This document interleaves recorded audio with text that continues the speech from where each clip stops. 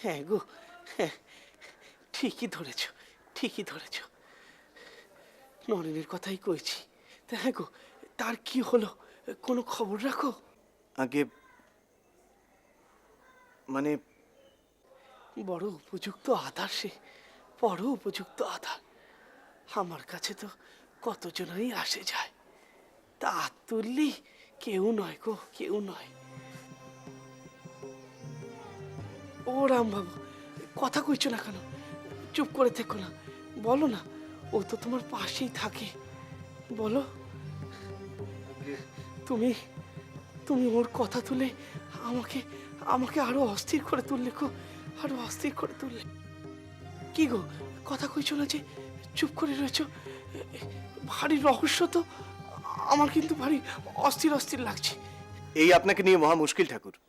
বলবো খন, আগে এদের কথা হয়ে যাক, তারপরে আপনাকে বলবো খন। না না না, তুমি এখনই কও, এখনই কও। বুঝেছি বুঝেছি, তুমি এদের সামনে বলবে না তো? দাঁড়াও। ওগো, তোমরা সবাই এখন যাও গো, এখন যাও।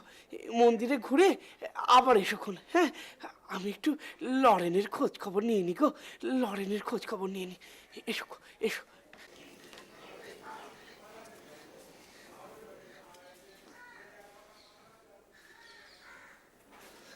আসলে কি জানো রাম, একবার যখন লরেনের কথা ওঠে, তখন সবটা না জেনে আমি শান্তি পাইনি।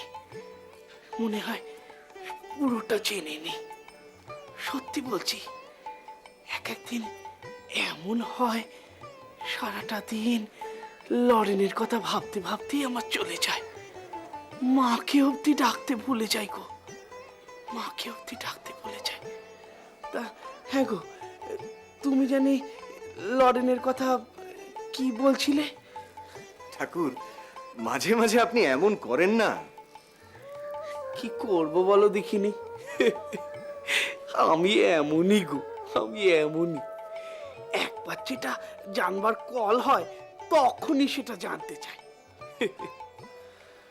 ঠাকুর, নরেনের বাবা বড় উদ্বেগে দিন কাটাচ্ছে ওর জন্য। উদ্বেগে দিন কাটাচ্ছে? কেন গো? সে যে এখানে আপনার কাছে আসে তাই। ও, আর আর তার গব্বধারিণী মা, সে তো তোমার ভাগ্নি গো। হ্যাঁ, সেও নরেনের জন্য ভেবে ভেবে আকুল।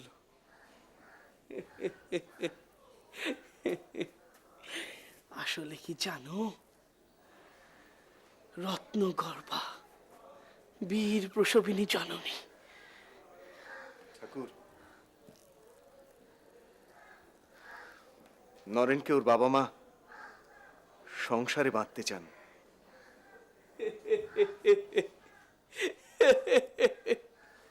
সংসারে বাঁধতে চায়? লরেনকে সংসারে বাঁধবে কি গো? ও তো জগতের তরে গো, জগতের তরে। ওকে বাঁধা কি সোজা? একটি কথা তোমাকে বলি নরেন, দেখো দক্ষিণেশ্বরের রামকৃষ্ণ ঠাকুর, তিনি যে জনমতের ঊর্ধ্বে একজন ঈশ্বর, একজন আদিষ্ট পুরুষ, এ ব্যাপারে আমাদের কোনো সন্দেহ নেই।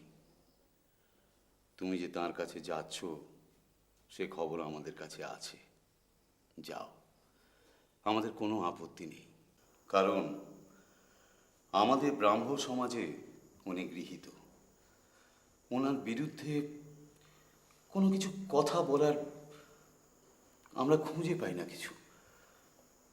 বরং ওনার ঈশ্বরের অনুভূতি, ধর্মীয় আচার ব্যবহার এমনই উচ্চ মার্গের যে আমাদের ব্রাহ্ম সমাজের মধ্যে অনেকেই ওনাকে সাক্ষাৎ ব্রহ্মের অংশ বলে ভাবতে শুরু করেছেন। ব্রাহ্ম সমাজের নিরিখে না, ওই কথাটি উচ্চারণ করো না। ব্রাহ্ম সমাজের নিরিখে যদি বলো তাহলে কিন্তু বিতর্কের ঝড় উঠবে। কারণ ব্রাহ্ম সমাজ বলতে এখন কিন্তু একটি মাত্র সংগঠন বা একটি মাত্র নেতৃত্ব এটা বোঝায় না। আমরা সবাই ভাগ ভাগ হয়ে গেছি। আমি কি আপনাকে সরাসরি একটি প্রশ্ন করতে পারি?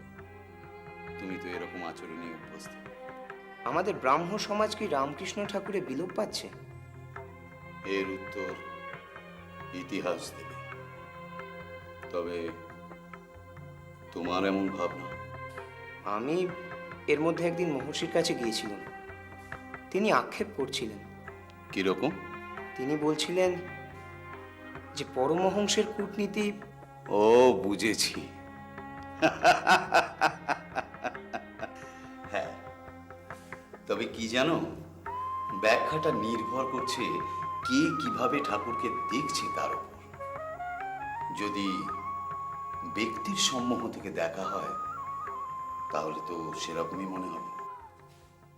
মহর্ষি কি সম্মোহে আক্রান্ত? নরেন্দ্র, আমি ইন্ডাকশন বলছি, ডিডাকশন টানছি না। বেশ, বুঝেছি। তারপর? আসলে ব্রাহ্ম সমাজের মধ্যে বিভাজন হলেও মহর্ষি কিন্তু সমাজ পিতা হিসেবে সর্বত্র সম্মানিত হয়ে এসেছেন এতদিন পর্যন্ত।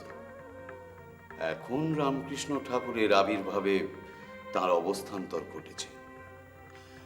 ব্রাহ্ম সমাজের মধ্যে যে দ্বন্দ্ব, তা হয়তো মোটামুটি প্রকাশ্যে, কিন্তু আমরা প্রত্যেকে আলাদা আলাদাভাবে কিন্তু রামকৃষ্ণ ঠাকুরের অনুগত। কেন? যুক্তিগ্রাহ্য ব্যাখ্যা যদি চাও তাহলে বলতে পারি, পৃথিবীর সব ধর্মেই তো সেই এক জগৎ কারণের উপাসনা। হ্যাঁ, রামকৃষ্ণ দেবকে অনেকেই কিন্তু সেই জগৎ কারণ জ্ঞানে দেখছে। অবতার। কিন্তু কিন্তু আমরা ব্রাহ্মরা তো অবতার তত্ত্ব মানি না। তোমার সব কটা প্রশ্নই আমার মধ্যেও আছে নরেন, আমিও খুঁজছি। আমার প্রতি আপনার কোনো পরামর্শ?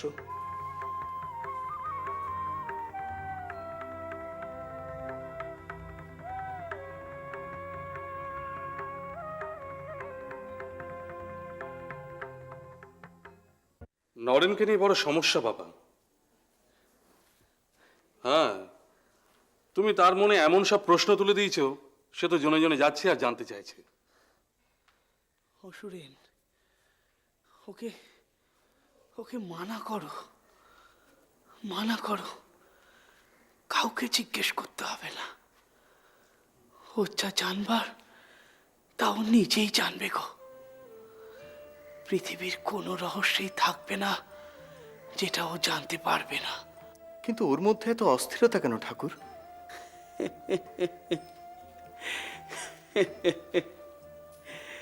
একটা কথা কি জানো রাম, লরেনের মধ্যে চেতনা আর অবচেতনা দুটোই বড় গায়ে গায়ে। ও আলাদা। 5 জনের সঙ্গে ওর সাজুজ্য নেই। ওকে ওকে আমি বহুকাল আগে থেকেই চিনি গো, বহুকাল আগে থেকেই চিনি। আমার এখন সমাধি দশা, মন মন ঊর্ধ্বমুখী। জয় মা, জয় মা, জয় মা, জয় মা, জয় মা, জয় মা। কি বলি গো, কি বোঝাই তোমাদের? আমার সমাধি দশা মতন মন ঊর্ধ্বমুখী, চারদিকে জ্যোতি আর আলো, চাঁদ সূর্য তারা মিলিয়ে স্থূল জগৎ সব নিচে পড়ে রইল। আমি চলেছি সূক্ষ্ম ভাবের জগতে। তারপর সে রাজ্যের উঁচু থেকে উঁচুতে উঠছি। নানান দেব দেবীর, নানান ঈশ্বরীয় ভাবের মূর্তি, তারা সবাই ছড়িয়ে ছিটিয়ে তাদের দেবী প্রকাশে। তাদেরও পেরিয়ে গেল। দেখলুম সামনে একটা জ্যোতির আড়াল মতো, জ্যোতির পাঁচিল কি বেড়া যাই বলো। তার এপারে খণ্ডের রাজ্য, ওপারে অখণ্ডের। লাফিয়ে পেরিয়ে গেল। সেই অখণ্ডের রাজ্যে ওসব দেব দেবীরাও আসতে পারেন না। তারা নিচে দূরে দেখে বোধলো সেই অখণ্ডের রাজ্যে তাদের আসার অধিকার নেই। সে আমার মতো এক বিভোর দশা। ধীরে ধীরে আমার সামনে ফুটে উঠল সপ্তর্ষি মণ্ডল, দিব্য জ্যোতির্ময়, আলাদা আলাদা 7 জন প্রবীণ ঋষি সমাধিস্থ হয়ে বসে আছেন। দিব্য জ্ঞান পেলুম, বুঝলুম এরা অখণ্ডের রাজ্যে প্রবেশ করেছেন। কারণ জ্ঞান, পূর্ণ, ত্যাগ ও প্রেমে এরা সাধারণ মানুষ তো দূরের কথা, দেব দেবীদের পর্যন্ত পেছনে ফেলেছেন। ভাবে বিভোর হয়ে এদের মাতৃত্বের কথা চিন্তা করতে লাগলো। ঠিক ঠিক তখনই ঠিক তখনই তখনই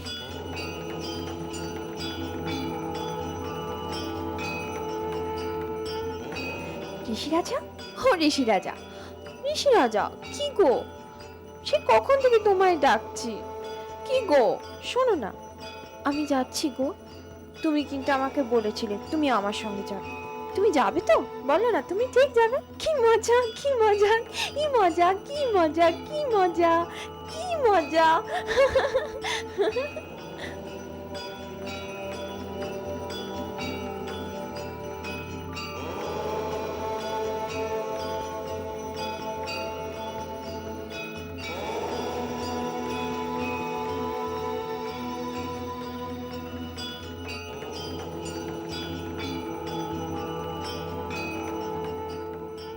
ওই দেব শিশু কে বাবা?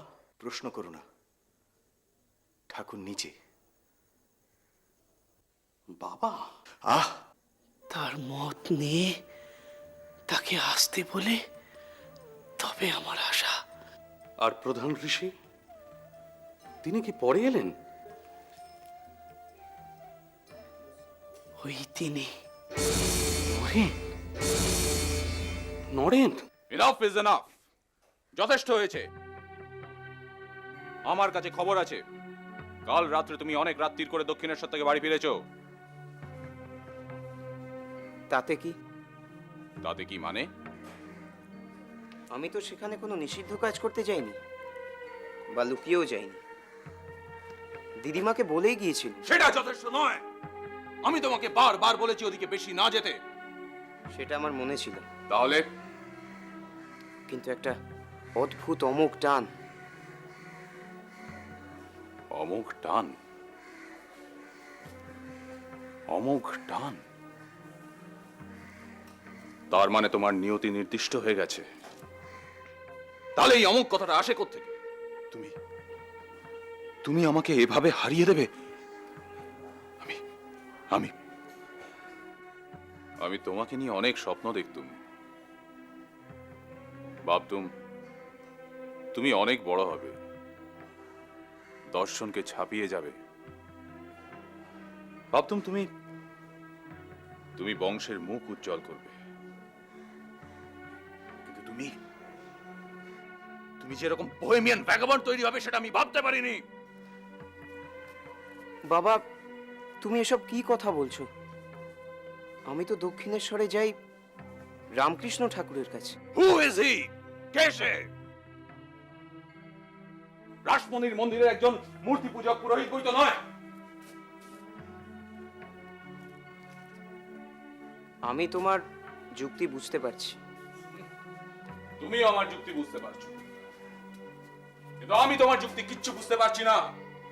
তুমি নিজের মুখে বলেছো লোকটা মনোম্যানিয়াক বা সম্মোহনী বিদ্যার কারবারি।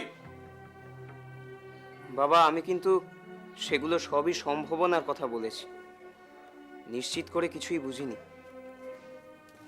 নিশ্চিত করে কিছুই বুঝতে পারছো না, অথচ রোজ সিমলে থেকে দক্ষিণেশ্বর দৌড়াদৌড়ি করছো। না না, তা নয়। ওনার মধ্যে যে ঈশ্বরের অনুভূতি আছে এটা তো নিশ্চিত।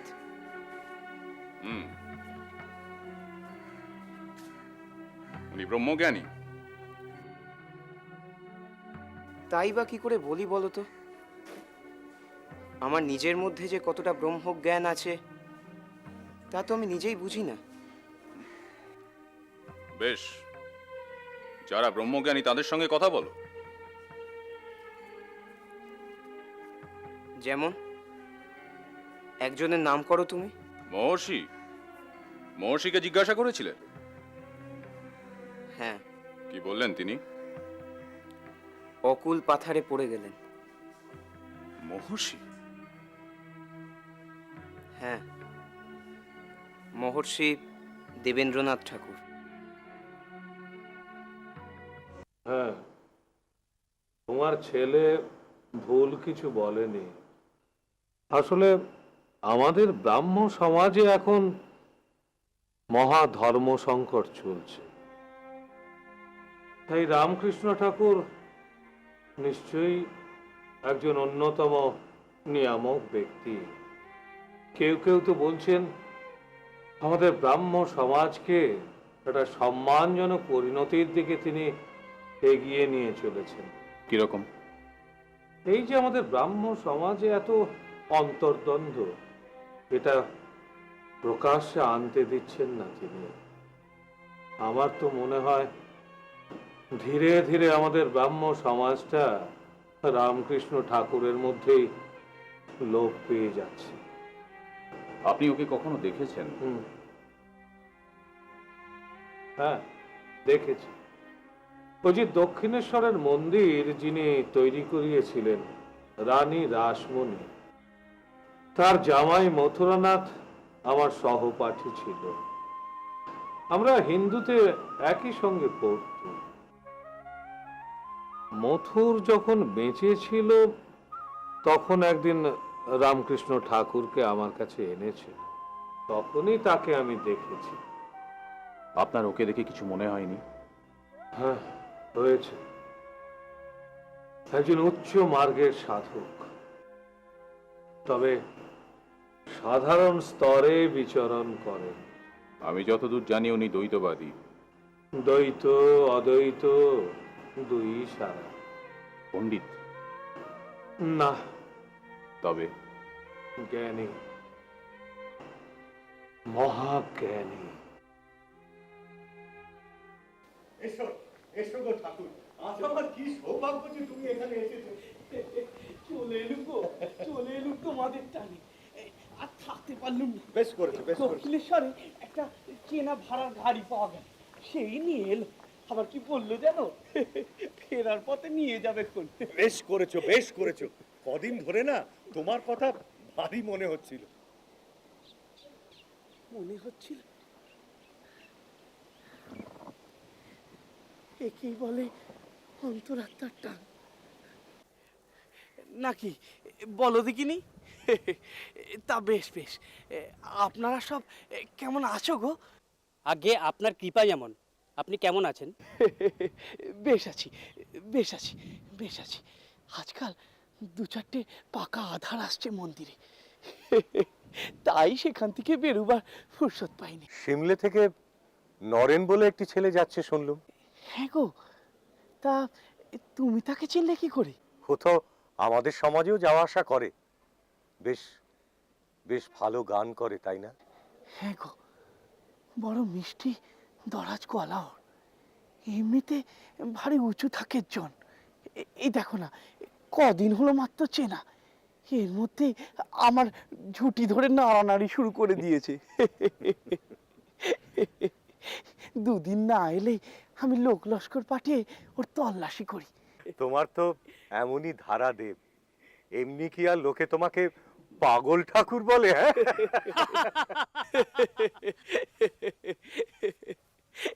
এই জন্যই তোমাদের এখানে আসি গো।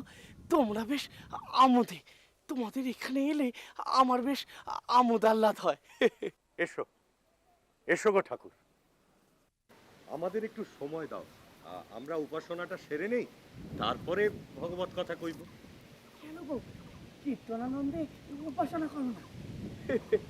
আমিও তোমাদের সঙ্গে একটু নাচবো কুদবো। সে পরে হবে কোন, আগে আমরা ধ্যান সেরে নিই। এসো। চলো চলো চলো।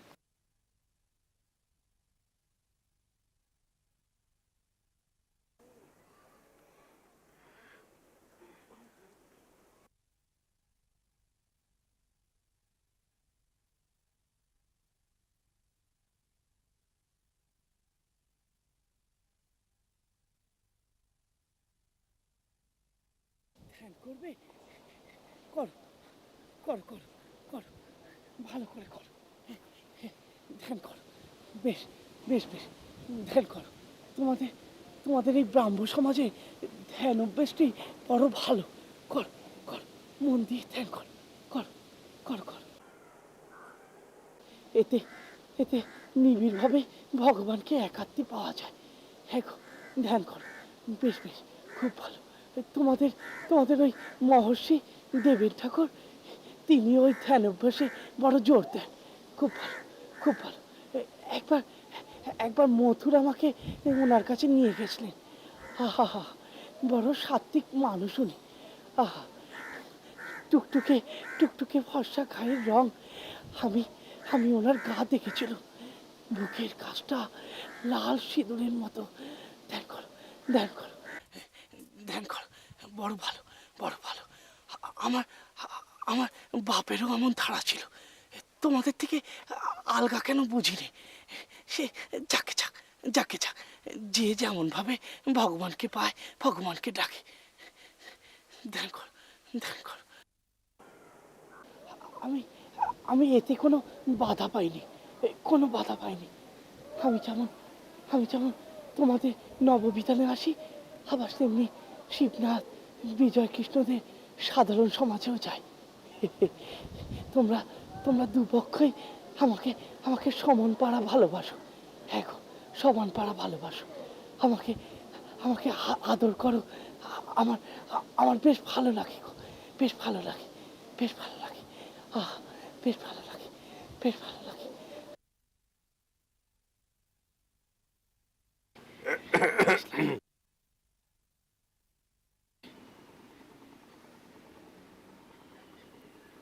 কি গো, এই ধ্যান হয়ে গেল?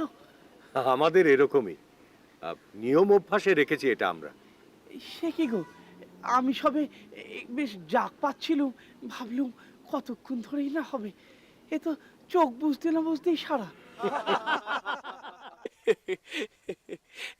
ওকে সব, এই তোমাদের ধ্যান দেখে আমার কি মনে হলো জানো? কি মনে হলো বলো? কিছু কিছু মনে করবে না তো? ভাবলে বুঝি তুমি বলবে না? কথা চেপে রাখলে তোমার পেট ফুলে উঠবে না?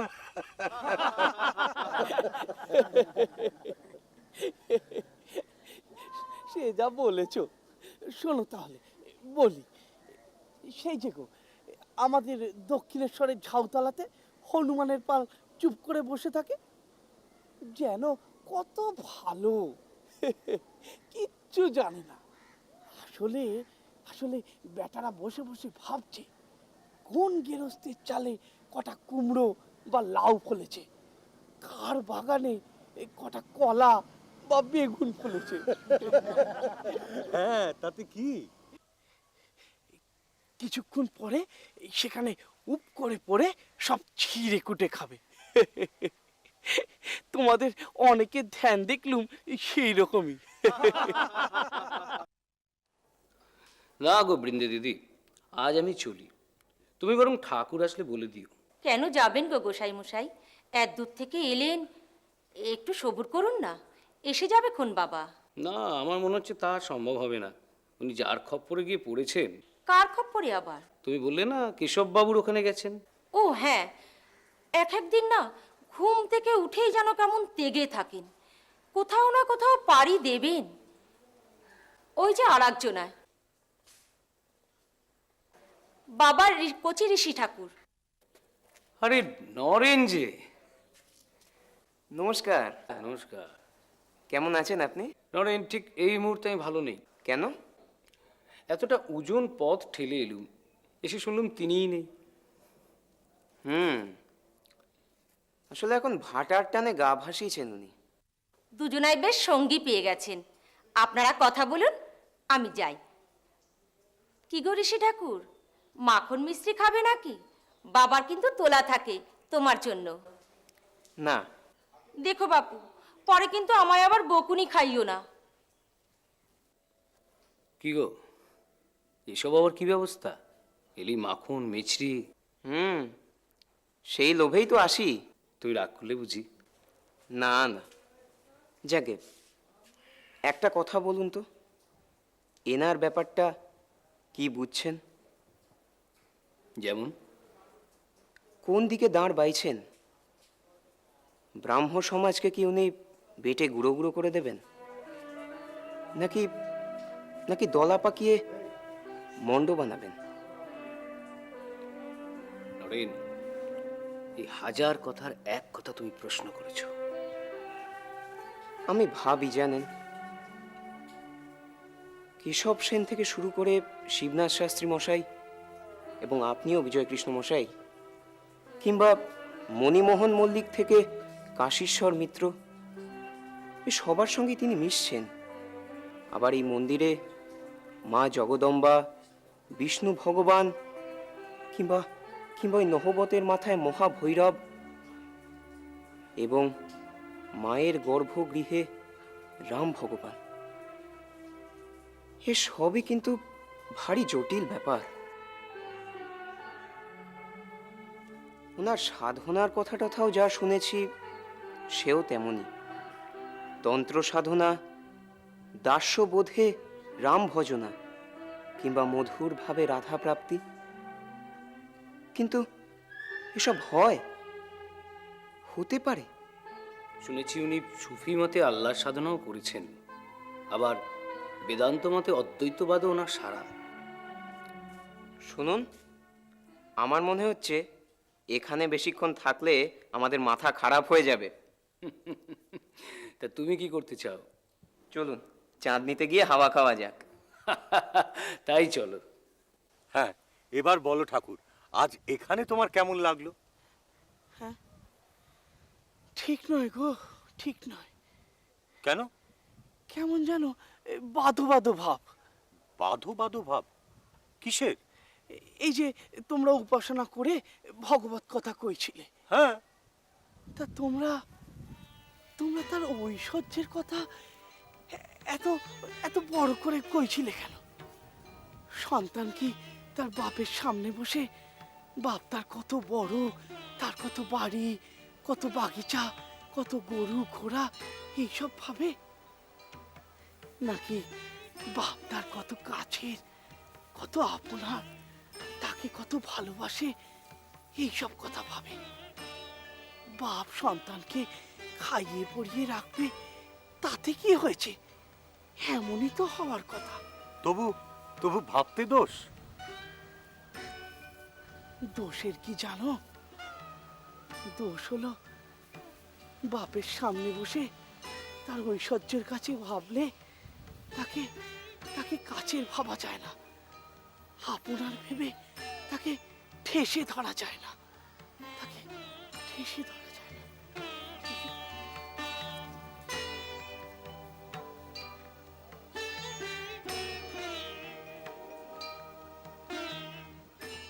বলে এলেন? হ্যাঁ, একেবারে সপাটে বলেই এলুম। আরে শালা, আমি কাউকে ডরাই নাকি? সে বেরাম্বই হোক আর ব্রহ্মদত্তই হোক। এ ওদের কেমন তারা ঢং আমি বুঝি নে রে। আরে শালা, ছেলে বাপের কোলে উঠে খামচাবে খাবলাবে, তা কি না আজ্ঞে আপনি করছে, আর বাপের ট্যাকের ওজন দেখছে। তা হ্যাঁ গো, তোমরা কি সব দুপুর থেকেই? আগে হ্যাঁ ঠাকুর, তাও ভাগ্যিস নরেন এসে গেছিল, তাই দুজনে মিলে রয়ে গেলুম। এবার থেকে এমন ধারাই হবে গো, আমরা সব লরেনকে মিলেই থাকবো। এ কথার আবার কি অর্থ? হ্যাঁ, অতি বুঝবি নে, অতি বুঝবি নে। কটা দিন যেতে দে, তারপর বুঝতে পারবি। তোর এখন বুঝে কাজ নেই। তা যাকে যাক, সেই সারাটা দুপুর জুড়ে কি কথা হলো? ঠাকুর, আমাদের সব কথাই তো আপনাকে ঘিরেই হলো। আপনি এই শেষ বেলাতে আমাদের ব্রাহ্ম সমাজকে নিয়ে কি করবেন সেই রহস্য উদ্ঘাটনের চেষ্টাতেই ছিলুম। ঠাকুর, আপনি জানেন কি, নরেন কিন্তু আমাদের দলের। হ্যাঁ, ও লরেন যে দলে, আমিও সেই দলে। সব কথাতে এই আপনার রহস্য। তুই নিজের রহস্য ভেদ করতে পেরেছিস? তুই জানিস তুই কে? আমার জেনে কাজ নেই। যত সব বাজে কথা। আরে আরে এ কি তুমি চললে কোথায়? আপনার কথা শেষ হলে আসুন, আমি মন্দিরের চাতালে রয়েছি। আরে আমিও তো তোমার সঙ্গে যাব। আমি রয়েছি, আপনি ডাকবেন।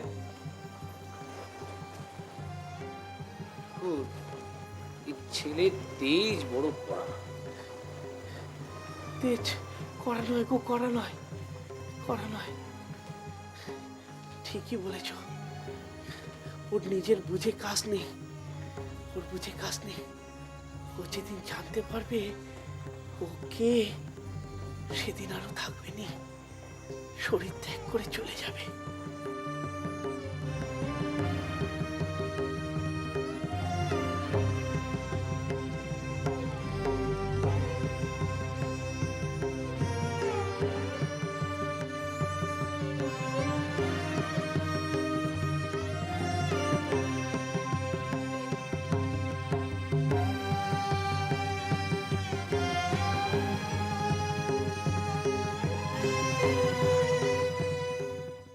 আয় আয়, এই তো নরেন।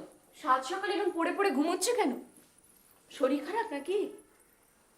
বিলে, ও বিলে, ডাকিস না, থাক। কেন থাকবে কেন? আবার তো রাত জাগা শুরু করেছে। রাত জাগা শুরু করেছে? পরীক্ষা দিচ্ছে নাকি? সে আমি জানি না বাপু। মুশকিল, তোমার কাছে রেখে গিয়েও বিপদ হলো দেখছি। কেন? ভারী চোপার কথা বলছিস তো। বলবো না? ছেলেটা কেন রাত্রি জাগছে তার খবর রাখবে না? খবর রাখি না কে বললো? সব খবরই তো রাখি। কি শুনি? এই বয়স অবধি এখনো আইবুড়ো ফেলে রেখেছিস? এদিকে বন্ধু বান্ধবদের সবার বিয়ে হয়ে গেল, সে কথা ভেবে ভেবেই তো সারা রাত দাপিয়ে বেড়ায়। মুখে তো আর লজ্জার মাথা খেয়ে কিছু বলতে পারে না। না,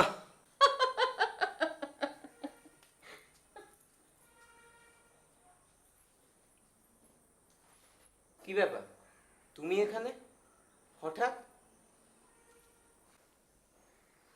বড় সুখে রেখেছিস কি না, তাই তো দিদিমার সঙ্গে সেই সুখ বাঁটতে এসছি। হ্যাঁ রে, বড় লায়ক হয়ে গেছিস না? কোথায় যাচ্ছিস, কি করছিস, কখন বাড়ি ফিরছিস, এসব আর আমাদের জানানোর প্রয়োজন বোধ করিস নে। তুমিও তো দেখছি বাবার মতোই কথা বলছো। তুই আশা করলি কি করে আমি তোর বাপের উল্টো কথা কইব তোকে প্রশ্রয় দেবার জন্যে? না না, প্রশ্রয় চাই না, কিন্তু এটুকু তো আশা করতে পারি যে তুমি অন্তত আমাকে আলাদা করে বুঝবে। সেই জন্যই তো এসেছি। বল, আমাকে কি বোঝাবি বল। না থাক। বল, তোকে বলতেই হবে আজকে। মা, কেন কেন যাচ্ছিস তুই রানীর মন্দিরে? সেখানে সেখানে আমার জগৎ জিজ্ঞাসার উত্তর আছে। পেয়েছিস সে উত্তর? না, এখনো পাইনি। তাহলে? কিন্তু আছে। আমার যে বড় ভয় করে বিলে। কেন? তোর মতো একজন দামাল ছেলেকে বারবার উনি জ্ঞান লোভ করে। আচ্ছা বিলে, তুই কেন ওকে বলছিস নে? কি বলবো? বলবি যা করার উনি যেন তোর সজ্ঞানে করেন। এতে হয়তো এই খ্যাপার অসুবিধে থাকতে পারে। আমি সজ্ঞানে থাকলে যদি ওকে না মানি। মাসি কি কথা, সজ্ঞানে থাকলে মানবি নে বলে বারবার তোকে অজ্ঞান করে। আচ্ছা, জ্ঞান লোভ করা মানে তুমি কি বোঝো? জ্ঞান হারা, ভিড়মি খাওয়া, মৃগী রোগীর দশা? তা নয়। তবে ওই বাহ্য বোধটাকে যেন ঠেলে সরিয়ে রাখা। অবশ্য বাহ্য বোধ যে পুরোপুরি চলে যায় তাও নয়, কিন্তু অন্তর্বোধটা তীব্রতর হয়। আমাকে উনি আমার মধ্যেই রেখে দেন। তারপর? তারপর তারপর কেমন যেন অন্য রাজ্যে নিয়ে যান। উমা, মা, কি গো, অমন করছো কেন? ওগো, আমি কি তার জন্য এমনি এমনি এসব করি? ওর জন্য আমার ভেতরে যে কি অবস্থা হয় তা যদি আমি তোমাদের বোঝাতে পারতাম তাহলে তোমরা বুঝতে। বাবা, এ কিন্তু আপনার বড় বাড়াবাড়ি। কেন? এতে তোমাদের কি শুলোচ্ছে শুনি? নাও, বোঝো, বলো। বাবা তো আর আমাদের অবস্থাটা বুঝতে পারবেন না। আহ, তুমি চুপ করো, আমি বলছি। ও বাবা, বাবা তুমি ওকে এমন টানা হেঁচড়া করছে যে ওর বাড়িতে বড় অশান্তি। ওগো ওগো, কতজনই তো আমার কাছে আসে, আমি কি সবার তরে এমন করি? সবার তরে এমন করি? ওকে যেদিন আমি প্রথম দেখলাম, আমাকে গান শোনালে, সেদিন থেকে ও আমাকে টানছে গো, ও আমাকে টানছে। আমি তো সেটাই বুঝতে পারছি না, কেন এমন কেন? আমি ওকে আমার সব প্রত্যক্ষ দেব, সব প্রত্যক্ষ দেব। এ তো ভারী ছেলে মানুষই। আপনি দেব বললেই ও যে ঝুলি হাতে আপনার কাছে এসে নেব বলে দাঁড়াবে, এ আপনি কি করে ভাবলেন? ওর বাপ মা নেই? কেন গো, ওর বাপ মা বুঝি ওকে আগলাচ্ছে? আগলাবে না?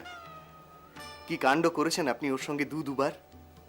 একবার এই ঘরে, আরেকবার যদু মল্লিকের বাগান বাড়িতে। ও ব্যাস, মুখে আর রাটি নেই। ও বড় পাকা আধার, সেই জন্যই তো। এও অবাক কথা বাবা। কেন? বাবা তোমার কাছে তো কত ছেলেপুলেই আসে, আসা শুরু করেছে দলে দলে। তা বাবা তাদের মধ্যে সবাইকে ছেড়ে দিয়ে ওকে ধরলে কেন তুমি? সে আমার এক ধরনের ভাব গো। কি ভাব? গুরু ভাব। সে তোমরা বুঝবে না। তা তুমি রহস্য করে রাখলে আমরা কি করে বুঝবো বলো বাবা? তাহলে শোনো বাপু, তোমরা যখন এই গুহ্য কথাটি ফাঁস না করিয়ে ছাড়বে না, শোনো আমি বলছি। এই যে মন্দির, এখানে আমি থাকি, সাধন ভজন করি। তোমরা আমার কাছে আসো, আমাকে ভালোবাসো, আমার মুখ থেকে ভগবত কথা শোনো। এতে আমার ভাব হয়, বলতে এই ভাব বয়ে আমি চলি। একে বলে গুরু ভাব। সে তো হবেই বাবা, আপনি হচ্ছেন গিয়ে জগতের গুরু।